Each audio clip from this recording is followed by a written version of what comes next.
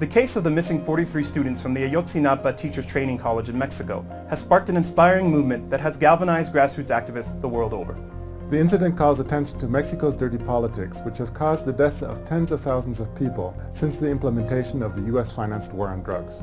Yet, while creating a catalyst for ordinary residents to take to the streets and protest over injustice, the events transcurring in Mexico also point to another important phenomenon.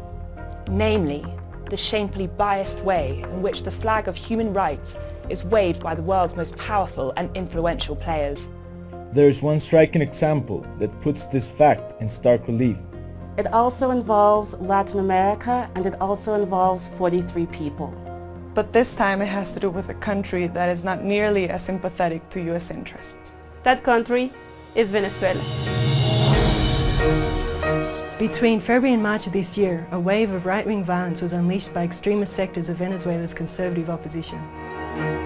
Protesters laid siege to entire cities, and everyday citizens were terrorized by political groups linked to organized crime. 43 people died in the protests, the vast majority a result of actions taken by opposition extremists.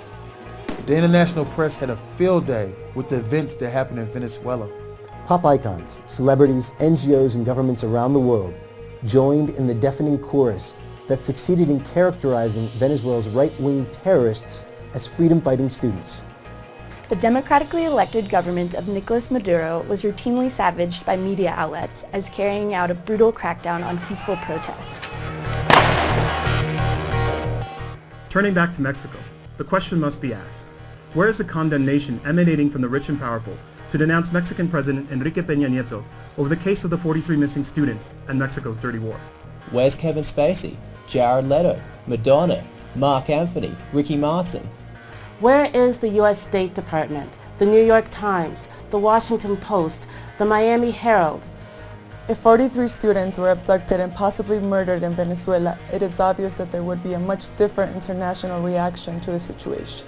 Yet we barely hear in the international press more than a measured criticism of President Enrique Peña Nieto, who is a loyal ally of Washington and a vocal advocate of big business.